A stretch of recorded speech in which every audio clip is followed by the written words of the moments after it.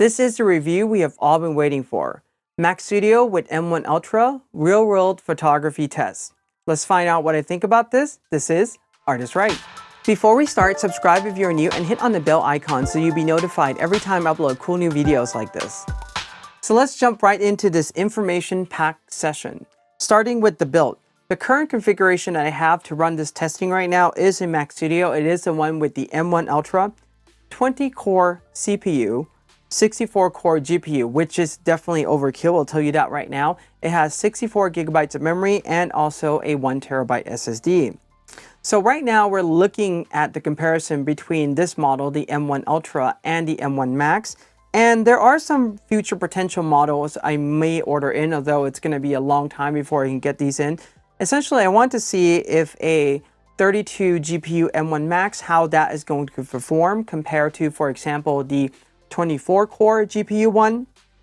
And also, I think the M1 Ultra, that's going to be the best one that if anybody wants the performance in the CPU task to buy is the one with the 48-core GPU, because there's very few tasks you're going to find out that can really utilize all those 64-core GPU, and you're just spending a lot of money for not a lot of good returns. The few other test systems that I have are the extensive selection of the 14 and 16-inch MacBook Pro in a variety of configuration, 2 Intel Macs, and also 2 of the M1 computer as a reference. So you're going to get to see a full performance spectrum. When we get to the graph, my recommendation is to pause it so you can analyze the result yourself. I will go through some of the graph fairly quickly. Initial impression. It depends. So it really comes down to the apps that you're using. Personally, for me, this is the first Mac out of this entire M1 series that really blows me away in terms of performance. Not just performance per price point, because we have always got a really great performance per price point with the M1. For example, the M1 Mac Mini are really awesome for that. The base 14-inch MacBook Pro, the one with the 8 CPU and 14 GPU, upgraded 32 gigabytes of memory, that is an impressive laptop.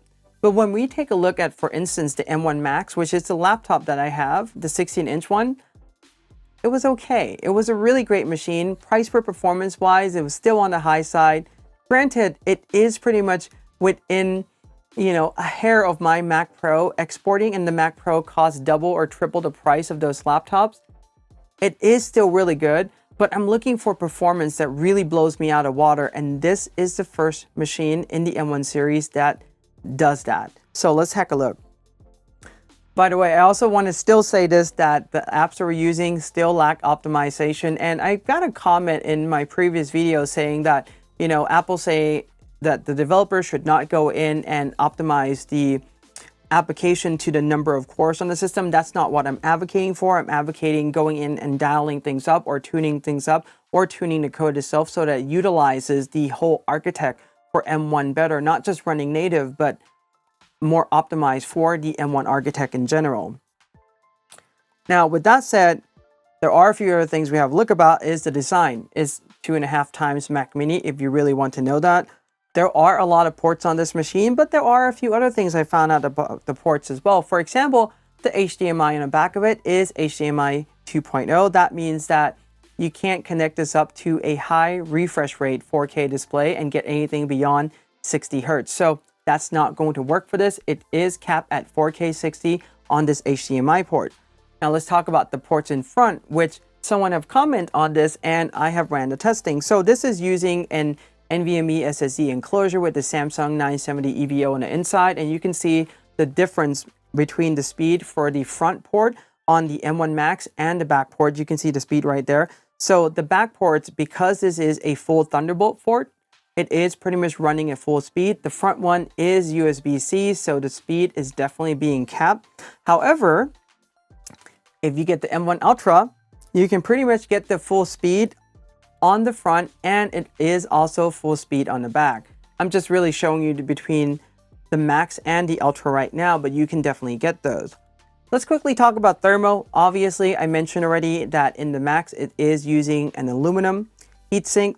In the Ultra, it is using a copper heatsink, which is generally better. But one of the things that I found out too is that when we're talking about this, My Macs behave very interestingly, especially in iStat menu. So for instance, iStat menu will report the temperature of all the sensors inside my 16-inch MacBook Pro. And when I was testing this M1 Ultra, it does show all the sensors. It shows how hot the SoC or the system on the chip is running, all the processors, all the RAM and everything. However, in the M1 Max 24 core, it doesn't show anything. It only shows the SSD sensor. I'm not sure if this is a glitch with just the machine or if it's a glitch with the M1 Max in general, because I don't have multiple machines to test. This is one of the things I can't really tell you how it's going to work on another machine, but it is extremely curious. Also noting the fact that the M1 Max is not really performing as we were expecting, meaning that it's sometimes slower than the laptop counterpart. This doesn't make a lot of sense. The other thing that I point out in my previous, I would say, review and benchmark for the M1 Max is the fan hum. And I genuinely thought that the M1 Ultra is going to be more silenced, but you can still hear the fan running. Right now, I'm standing here. It is a fairly quiet room, and I can hear the fan blowing out air on the back of this machine. So it's not the loudest thing or anything like that, but it is something that you definitely do notice. So I have a couple of thoughts about this, and that has to do with their laptop counterpart. So let's have a look at some scenarios. Configuring all of these machines the same, I'm kind of showing you the different price points. For instance, if you just get the Mac Studio with the M1 Max, the base one, you're paying around $2,000. If you end up adding, for example, the Studio display, you are going to be paying close to $3,600. Now, if you're going to do this combination, personally, what I would recommend is either get the 14 or 16-inch MacBook Pro for a lot of reasons. Number one, you get portability. You get the amazing Liquid Retina XDR display that has mini LED that can do true HDR, that, 1000 nits, 1600 nits like at the peak. I mean, it's really awesome. So if you ever want to master your content in HDR, that display inside the laptop is better for doing that type of work than, for example, the Studio display that I am demoing in this setup. So those are definitely the things to consider. And if you take a look at the price point, yes, you are paying more, but you're paying for the built-in display to the device. So for instance, if you have to get this machine and you pay $900 more, you can get a laptop. But the other great thing about the laptop too, beyond just the portability, the amazing display, is that for the most part, the laptop doesn't have any fan noise whatsoever. It just runs silence until you really push it hard, then it really kicks in. That's what I want from my machine. So to me, that part about the fan constantly pushing air in the Mac Studio, I'm not really thrilled or a big fan of at the moment. Pretty much between the Mac Studio, the desktop version, and the laptop counterpart, you are going to get equal performance, assuming that they are pretty much the same processor. Their performance are within range of each other. In fact, the Mac Studio was a little bit slower. I'm thinking that I may have a defective machine. I don't know. I highly doubt that's the case, but it's something interesting to note. And we know that the M1 Ultra also has a built-in Afterburner for video encoding and decoding as well. However, after running a test on the M1 Ultra, I will say that the performance right now is rather disappointing. And you're going to find that out in a few slides later. However, this is running a version of Final Cut that's not fully optimized for the M1 Ultra just yet. I'm fairly sure that Apple will release an update to Final Cut Pro that is going to utilize the encoder-decoder engine on the M1 Ultra fully, probably soon after I release this video. However, if you're waiting for other software developers to go in and optimize their code for the M1 chip, that may be longer. This is a BYODKMT computer, so pretty much bring anything you want to link up to the system. I recommend that instead of getting the Apple option for the mouse and keyboard or trackpad, look at the Logitech MX option. Some have asked me that there are other reports saying that it doesn't work with the Mac Studio. I have tested my setup on there using the Unify dongle, and it works just fine without any problems whatsoever. Although when I was initially installing the program, Logitech options saying that it was not really designed for this system just yet, but in my testing, everything works, so I can't complain. Display connection and any calibration issues, let's find out. So as I already mentioned, software calibration with Calibrite and XRight solutions works just fine without any problems. Hardware calibration, for example, if you have BenQ SDV display, palette master element does definitely need to be updated before it will run on these Mac Studio computers. So I have tested this on 2 Mac Studios already, and pretty much the way how the program is launching is the same. It won't launch on these Macs just yet, but I know the BenQ is actively working on a solution right now. The number of displays you can link up to the system is a total of 5. This is a 1 increase from the M1 Macs inside the 14 and 16-inch MacBook Pro. I mean, if you need to link that many displays, good for you. But even for me, I'm only using 2, maybe 3 at the most at any given time. That's a lot of displays for the computer drive. I've also tested this computer 4K at 144 Hz, work using USB Type-C connection, so any of the Thunderbolts will do that just fine. The HDMI is limited to 2.0, so you're only going to get 4K 60 at the max for those. So your build, let's talk about this a little bit. Remember that you're dealing with non-upgradable components, and this is really kind of confirmed now that even though there is a slot, for instance, for the SSD, it doesn't mean that you can plug in any SSD and it will work. That this is a solution that is really something proprietary to Apple right now. As far as will there be one in the future that you can upgrade to, we don't know just yet. So get what you need now and also consider your future needs for storage. But remember that you're not future-proofing any of these purchases at all. You can configure things a little bit more, and yes, there is a point of diminishing return. We're going to cover all of those. But you know, ultimately, these machines are going to age, and because majority of the components on them can't be upgraded, they are going to, well, not be future-proof anymore at some point in time anyway. My thoughts on this is the base Mac Studio configuration will work for most photographers. I still highly encourage you to consider upgrading the RAM and also the SSD so that you have a little bit more room down the road should you need it. But otherwise, let's quickly take a look at the CPU, GPU. These are system on the chip, or what they call SoC. I'm going to call it SoC or processor sometimes. I understand the distinction between all of those, so I just want to clarify that.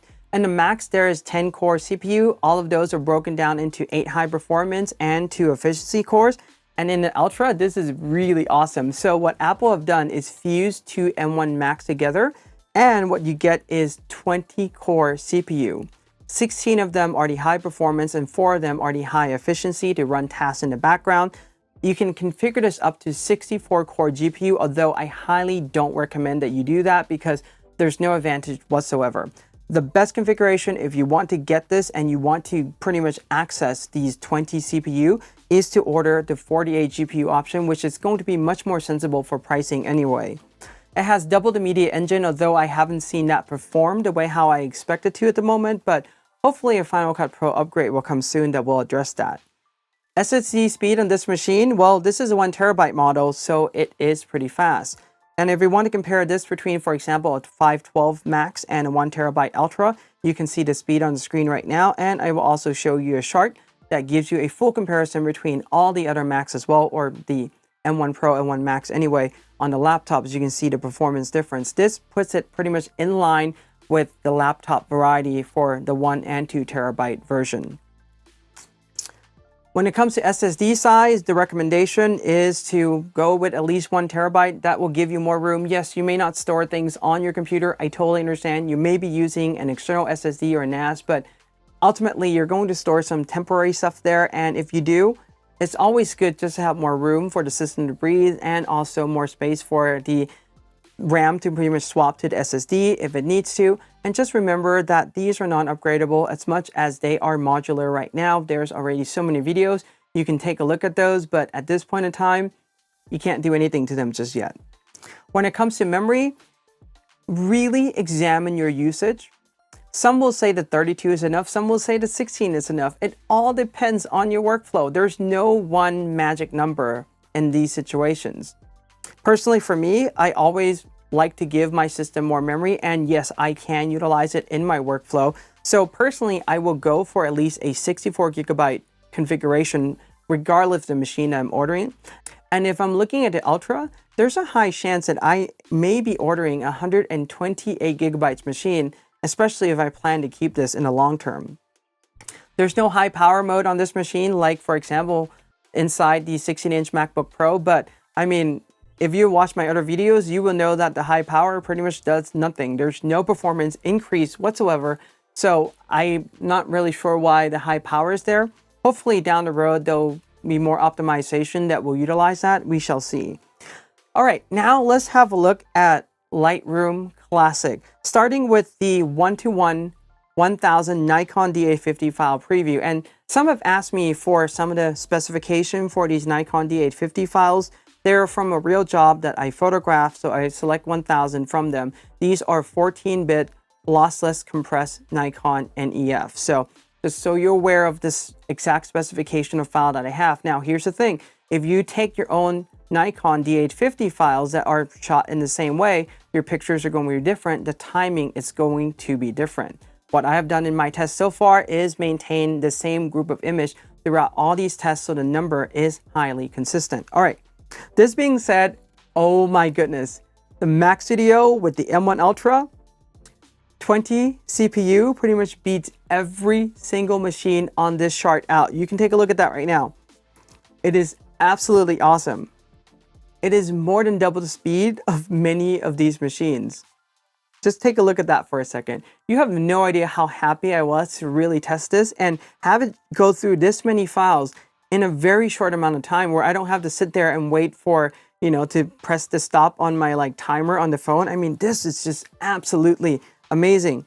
Let's have a look at this compared to, for instance, the other Intel, the Mac Pro, which used to be the king in this category. You can see right now that the Mac Pro takes around 13 minutes and 7 seconds. This one take a little bit over, or close to 9 minutes or so. This is beating the Mac Pro by around close to 5 minutes, which is extremely awesome.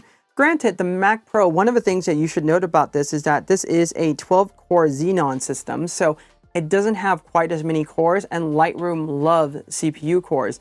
The fact that it can go in and really utilize this, it's really amazing. Now, the other thing that I have said in previous videos for this Mac Studio with M1 Ultra is that I originally thought that we're going to see this number improve maybe 30–40% over all these other ones. But boy, am I proven wrong. And I love to be proven wrong in a situation like this. Let's have a look further at these group of machines, because I think this will give us a really great idea how the systems are performing. M1 Ultra, you see there at the very top, the Mac Pro just coming right in behind. This is a 16-inch MacBook Pro with the M1 Max. You can see there that it is taking pretty much more than 2.5 times longer, or almost 3 times longer than, for instance, the M1 Ultra, which is, like I said, still impressive. And I still think that at the end of the day, if you're looking for a good machine for you to use in your workflow, if you're limited on budget, I will look at the base 14-inch MacBook Pro with the M1 Pro processor with 8 CPU, 14 GPU, because upgrading that to 32 gigabytes of memory, we're talking about 1,000 raw files here. We're looking at maybe 2 minutes longer for export time compared between these two. That is still one of the best values if you want to get a really great machine. And I also throw in the Mac Mini M1 just so that we can see how it performs against the rest. Pretty much these are clumped fairly closer together. And personally, if you go through a lot of files, a lot of raw files on a weekly basis as a pro, yeah, there's no other recommendation I would give you other than to choose the Mac Studio with the M1 Ultra. But I would tell you to get the 48 GPU version, just because that's probably going to present the best value possible. Getting 64-core GPU doesn't do anything at all, and you're just spending a lot of money. Here's the export for 1,000 files. Still, it blows me away how fast it is compared to the rest. It's about half of the other computers in the lineup at 9 minutes and 32 seconds. This is absolutely impressive. Let's take a look at this compared to, for example, the Mac Pro and also the other machines. So Mac Pro used to sit at the very top at 14 minutes and 55 seconds. Well, pretty much it has been unseated by the Mac Studio with M1 Ultra. This is really great. As I already mentioned, my Mac Pro does not have quite as many cores as the Mac Studio. But the other thing you have to remember is that my Mac Pro costs around $12,000 to configure the way how I have it. This Mac Studio with M1 Ultra costs half the price of the Mac Pro. This is definitely a true performance improvement. And let's have a look at those group of machines again. You can see the way how the clustering and the breakup is being done. I still think that, like I said, these two machines, for example, you're looking at a laptop, the base 14-inch one is really good, but if you want the top tier performance, I would go with the Mac Studio M1 Ultra. There's no question about it, especially if you use Lightroom Classic. So let's have a look at HDR merge, which I don't think we're going to see much from this. You're going to see the result really soon. Timing is pretty much the same between this and, for example, the M1 Mac Studio, and also my 16-inch MacBook Pro. And here's the result comparing it to the Intel and the other M1s. Now let's have a look at Lightroom Classic Panorama Merge. This is the one that I've used before. The result, I don't think is anything super exciting. It's in line with the other machines. In fact, it is around 4 seconds slower than my 16-inch MacBook Pro with M1 Max, but I mean, we're still talking about a fast performance, and considering the number of data that it has to shoot, 314 megapixel, that's quite a bit. For instance, my Mac Pro that costs double the price of this took double the amount of time. So there you have it. Performance is still good, and I don't think we're going to see that big of an improvement going forward unless Adobe really go in to optimize the code to take advantage of what these silicon has to offer. Let's look at Lightroom Cloud version, which uses a lot of CPU and memory. And you can see the time right there. This is extremely impressive. So the export time of this is a little bit over 8 minutes. This is cutting majority other computer time in half, literally. So it's double the speed. And this makes sense because it has 20 core CPU where the other one only has 10. So this makes absolute perfect sense. And this is something that I'm expecting from it. One of the things I also want to point out is an analysis on the way how Lightroom is performing on these computers in general. So the chart you see right now is from my 16-inch MacBook Pro. You will see that there's no peak and valleys whatsoever. It is going up there all the way. You can even see that as well. But for instance, on the M1 Max, I already mentioned this, that there are so many peaks and valleys that it's going through. I'm not really sure what's happening. In fact, I have gone in and reformatted the M1 Max that I have and ran the test again because I wasn't sure if this is an anomaly in the operating system, but it's not. So I'm not sure if I have a defective M1 Max machine or that's not optimized somehow. But when I put this into the M1 Ultra, the experience is very different. This is what I was expecting.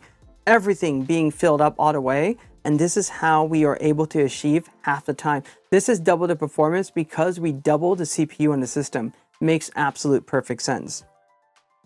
So let's have a look at the export compared to, for example, the Mac Pro.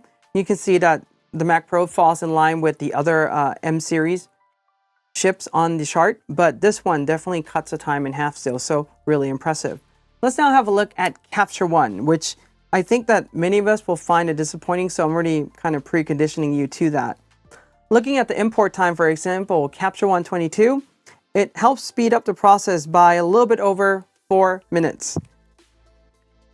I don't know what CaptureOne's doing, but ultimately, I can tell you right now, when I'm looking at the way how the CPU is being utilized, it is barely touching it. It is barely being utilized. So if you're using CaptureOne as the primary software and you use Photoshop, you don't do any of the Lightroom things, using Adobe software, you're not going to get a lot of benefit getting the Ultra, ordering the Ultra machine.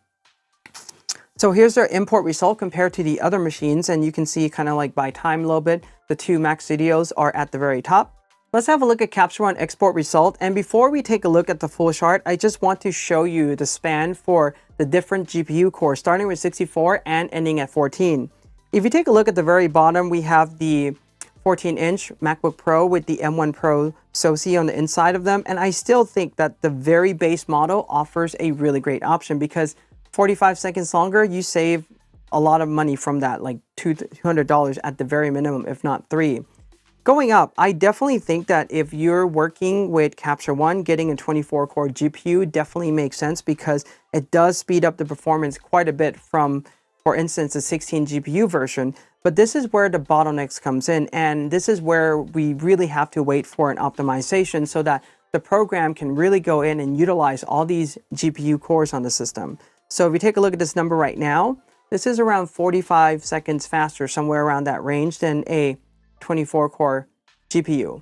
It makes absolutely no sense. This number should be around 33% faster than the 24-core. And even more sad is that if you configure this with the top M1 Ultra 64 GPU, your performance is only going to be like 2.5 minutes faster than the 32-core GPU version. It makes absolutely no sense right now to really configure the machine And it also makes no sense to really configuring these machines now, expecting that CaptureOne is going to release an optimized version at some time frame in the near future. They may not. We don't know. And that is the problem, because you are investing quite a bit into a machine that may not get an optimization until a few months down the road, to which Apple may already announce a new machine by then that are even faster, right? So those are things to consider. Here it is span across all the other M1s, and also including the Intel and M1 machine in at the very last thing. This is using a fairly powerful video card, and right now, yes, this is still beating it out at half the price, so it is still really good, but nonetheless, if you really look at these machines in general, I would not configure it with a 48 or even a 64 core GPU version for that matter. Let's have a look at Photoshop. For these, I am running the test using Lloyd Chamber, Digital Lloyd, test script that I have created. I'm using all these three, and I will probably do a separate Photoshop video later on when I have a chance, a little bit more time. So I'll show you how Photoshop performs when I'm opening large files on the M1 Max and also the M1 Ultra. But for now, I'm just going to look at these times because it gives me a really quantifiable set of data that I can share with you guys. If we take a look at the Photoshop speed test, they are pretty much in range about the same with the other machines, maybe a few milliseconds slower. I mean, big deal. And when we compare this to, for instance, the Intel and also the M1, yes, these machines definitely does beat all those other ones out very easily. Here's a Photoshop medium file test. This is 15.7 gigabytes or so. The timing is, again, in line with all the other machines. It's not anything more impressive. It's not anything better. It's just what we would expect to get from this machine. Same thing when we add in, for example, the Intel and the M1s. From the first M1s, you can see the result there. And when you look at Photoshop Huge at 56 gigabytes, I was really kind of expecting this to really beat out the 16-inch MacBook Pro, but it didn't. It took 30 seconds, so it took 10 seconds longer, and I ran this test so many times at 90% memory, so I'm not really 100% sure what's going on there, but obviously, well, the 16-inch MacBook Pro with the M1 Max still wins. Obviously, the time is close enough that this file size is extremely huge. You're probably not going to face it anyway. Big deal, but I want to show that to you. Here is it comparing with the Intel and also the M1s. And moving on to Final Cut Pro. I'll quickly go through this, but you can see right now that I put an asterisk at the end of all of these just because Final Cut Pro is still not the version that's optimized to take advantage of the extra encoder decoder engine on these machines just yet, which is kind of like disappointing because it performs the same as all these other M1 Max SoC. Again, the same. And you can see that when we compare it to the Intel counterpart or like the M1, yes, it is definitely much faster. But I mean, when I got this machine, I was expecting to really blow Final Cut Pro out of water, but hopefully that will come soon. And hopefully this export time will get cut in half, especially for like H.264, HEVC, and everything else. So you can see the timing now, they're pretty much about the same, a little bit faster, but not by much. And you can see ProRes 422 export time, not anything impressive or anything to run home about. So which Mac Studio for pros? This would all depend on the type of work that you do, the creative discipline, and the apps that you use. As you're seeing in this benchmark right now, not all apps perform equal on this M1 Ultra, and I was super surprised that Lightroom Classic performed extremely well, which is the program that I use a lot. So personally, for my configuration, I will definitely be choosing the M1 Ultra. But for instance, let's say if your primary program you're using is CaptureOne, then I don't really see a lot of point really upgrading to the Ultra right now because you're not going to take advantage of it. And even if you use CaptureOne in Photoshop, I would still just consider, for instance, the M1 Mac Studio instead, because that's going to be much more economical.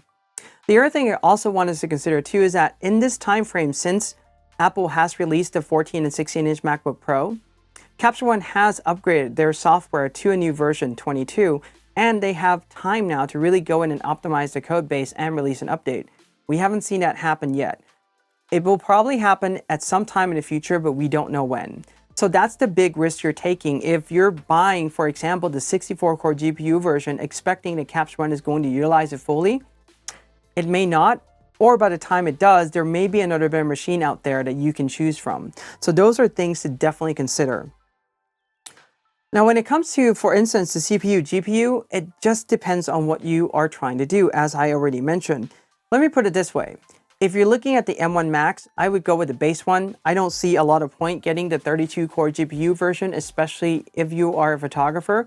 But here's the thing. If you deal with large quantity of raw images using Lightroom Classic, then I would highly recommend choosing the M1 Ultra, but going with just the base configuration with the 48 GPU, that's going to really take you a long way and speed up your workflow by quite a bit. When it comes to RAM, well, this is a really great question. I would definitely choose 64 myself, as I already mentioned, but ultimately you have to look at the way how you're using your machine, and I would definitely recommend launching Activity Monitor or installing a program such as iStat to keep track on your memory pressure, how you're using things, and seeing based on your current configuration right now, are you utilizing those fully? If you're pushing it already, you may want to get more.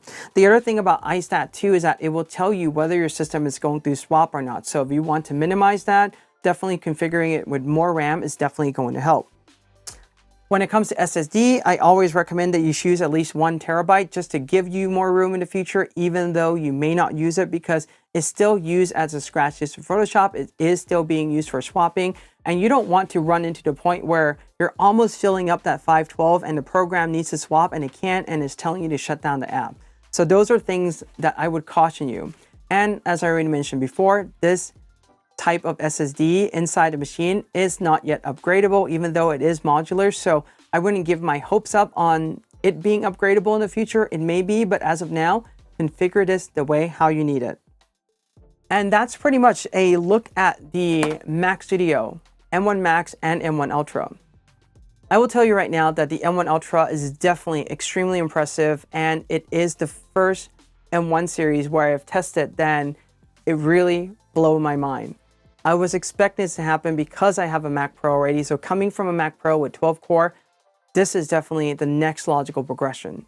If you have any questions or comments about this, leave them below. Give this a like, subscribe, and hit the bell when new. And remember, in art we trust.